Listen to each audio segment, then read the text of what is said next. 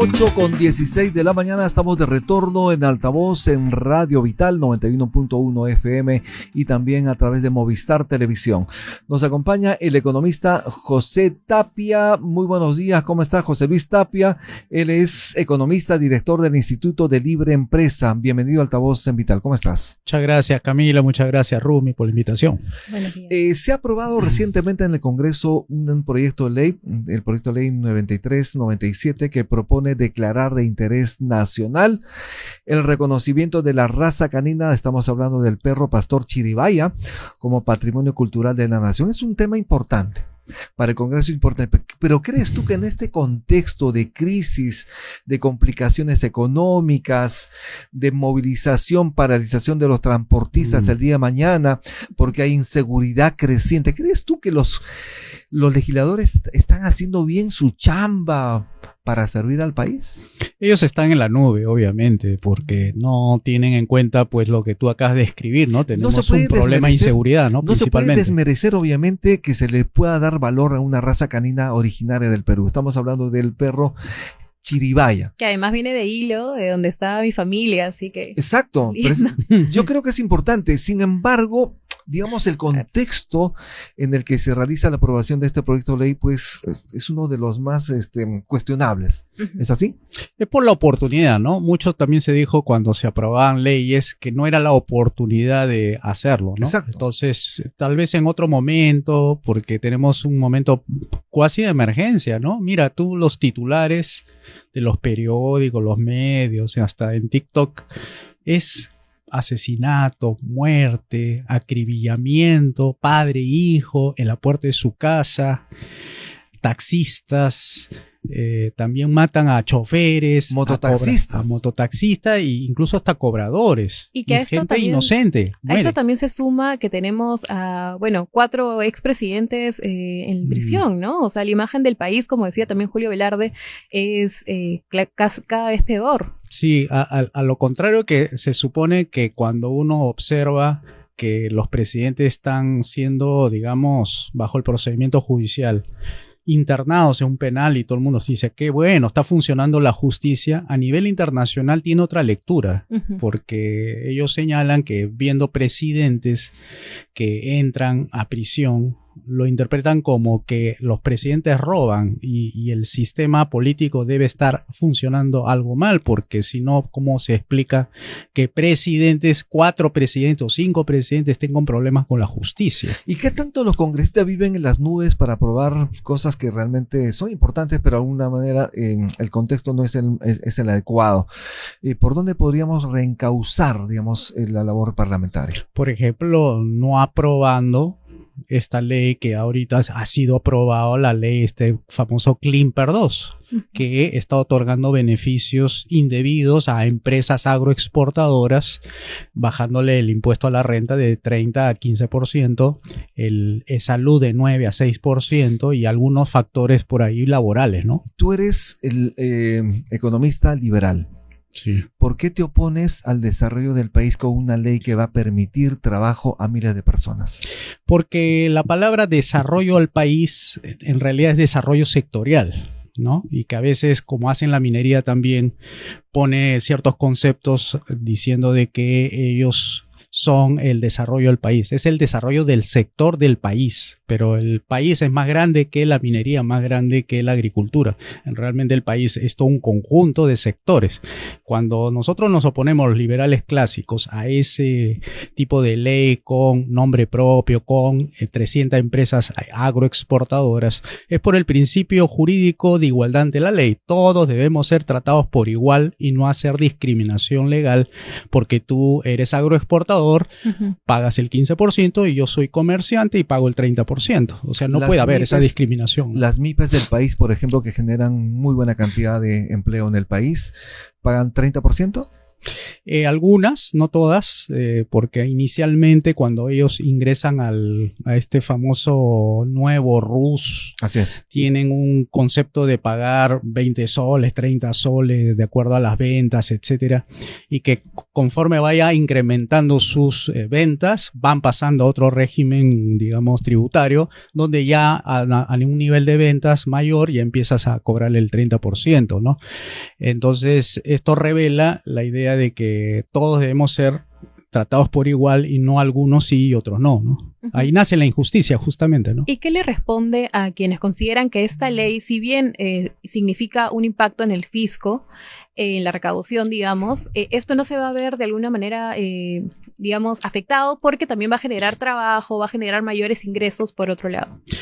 Así como ha funcionado bien el 15% para estas agroexportadoras, deberíamos hacer lo mismo para el resto del sector y no solamente para ellos. O sea, si ha sido tan bueno sí y otras no. Claro, ¿por qué a ellos sí? Mejor prefiero, en lugar que le quite ese 15% y se le ponga en el nivel de 30% al agroexportador, más bien pensemos en que el país también necesita lo mismo para que puedan desarrollarse al igual que este sector agro, ¿no? Entonces, bajémosle al resto del país del 30 al 15 y eso así estaremos mejor, ¿no? A igual ley, a igual derecho. Exactamente. Eso es importantísimo. Hay posiciones divergentes al respecto. Hay quienes dicen que esto va a posibilitar desarrollar las exportaciones, las agroexportaciones, consolidar aún más a un sector que en su momento ha sido, digamos, uno de los pivotes de las agroexportaciones en el país, pero se requiere hacer más.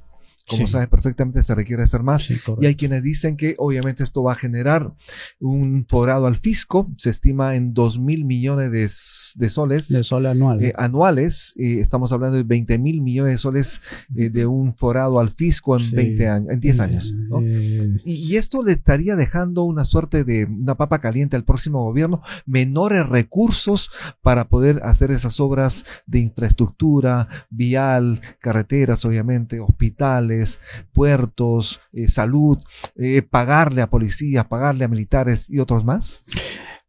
Fíjate que es interesante la lectura, ¿no? La variante donde yo encuentro ahí digamos, el trade-off o el problema es por el lado del gasto del gobierno.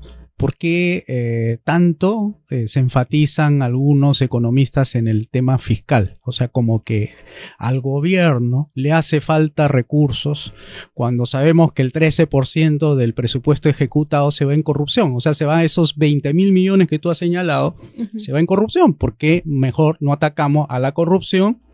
Y así no estemos mirando a las empresas que se benefician de 15%, sino que a todos se les debe dar lo mismo, para que el Estado pues haga su tarea y empiece a mirar lo que está perdiendo diariamente, ¿no? Los robos tanto en las municipalidades como en los regionales, como en el Ejecutivo, y ahí tiene 20.000 millones que se ha ahorrado.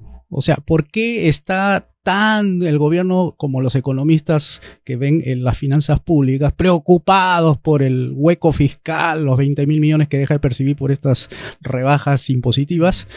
Y además, mucha tarea también hay que hacer por el lado de la propia administración pública. La administración pública no es la mejor que tenemos. O sea, no tenemos por qué darle de nuestro bolsillo a una administración pública, a un gobierno que además de derrochar en Petroperú también otros miles de millones de dólares, vamos a estar pues cumpliendo, como se dice, como contribuyente, como bueno contribuyente, pagarle al gobierno como si el gobierno así hiciera bien las cosas, como para que se justifique pues que estemos preocupados por esos huecos fiscales, ¿no? Cuando lo desperdician. En segunda votación, este proyecto de ley del que estamos hablando, que ahora es autógrafa de ley, ha sido aprobada, impulsado por un sector por el fujimorismo en el Congreso de la República, que además impulsó esta ley conocida como la ley Klimper hace 25 años, que le dio esas facilidades a un sector importante para que, obviamente, aren el desierto, porque empezaron de cero, de la nada, y han posibilitado colocar nuestros productos en el mercado internacional. Además, el Estado peruano, los gobiernos peruanos han invertido en diferentes campañas, negociaciones con diferentes países para abrir mercados. Es decir, el Estado peruano ha invertido muchísimo dinero para que el sector agroexportador llegue a los lugares donde está llegando. Era necesario en ese momento, obviamente, una ley que les permita de alguna manera facilitar llegar a mercados. Pero ahora, luego de 25 años, ¿es necesario? Bueno, así como ha habido la necesidad para este caso, ¿no? También, ¿por qué no vemos, por otro lado, la necesidad de aquellos emprendedores que comienzan desde abajo, ¿no? Desde abajo, y que se sacrifican y que tienen que estar en la calle para tratar de vender? ¿Por qué no utilizamos ese mismo argumento para ellos, ¿no? Y por esa razón decía, yo no me opongo a que la rebaja de impuestos, está bien, la rebaja de impuestos es muy bueno para un país que no necesita altos impuestos. Sino que no sea un solo grupo. Que no sea, sino que se extienda, ¿no? Y eso que tantos están, digamos, también oponiendo a las zonas económicas especiales, que son, digamos, mecanismos transitorios, pero no perennes. Lo mismo debe ocurrir para el resto del país. O sea, la zona económica especial hay que pensarlo en forma integral, como un solo paquete para todo el país. Hagamos el esfuerzo para que se promulgue una ley que declare zona económica especial al Perú entero y para todas las actividades económicas, y así tendremos un 15%, tal vez 0% de impuesto a la renta y podamos prosperar más, porque los países más ricos del mundo son los países que empezaron con impuestos bajos. Los estados que nosotros conocemos, que ahorita están por más arriba del 30% del PBI, que es una forma de medir cuánto es el peso que tenemos que cargar sobre nuestros hombros en materia fiscal, o sea, en materia de impuestos. Ahora, antes era el 10% y le permitió a Suecia, a los países europeos, ser prósperos.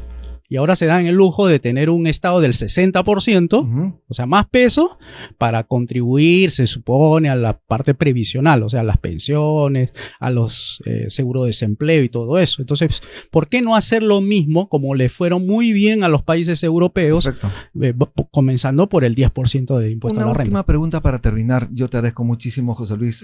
Waldo Mendoza Bellido, ex ministro de Economía y Finanzas, señaló en un tuit: el Congreso ha dado nuevos beneficios a la agroexportación. Este sector es muy rentable. En el primer semestre el volumen de exportaciones creció 36%. Todos los economistas dicen que la ley es mala e innecesaria.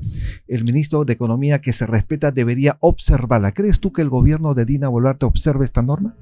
No, no lo va a hacer. Yo creo que ahí el fujimorismo sostiene al gobierno, igual que las otras bancadas, y creo que están justamente haciendo eso porque saben lo débil que es el ministro de Economía y lo débil también que es la presidenta con su actual porcentaje de desaprobación. Entonces, creo que tiene poco para pulsear con el Congreso, de manera de que yo creo que lo van a aprobar, salvo cosas que puedan ocurrir a último momento. Pero, José Luis, muchísimas gracias por estar en Altavoz. Muy amable. Muchas gracias a usted, Camila y Rumi. Estuvimos con el economista José Luis Tapia, director del Instituto de Libre Empresa. Haremos una pausa y regresamos de inmediato en Altavoz.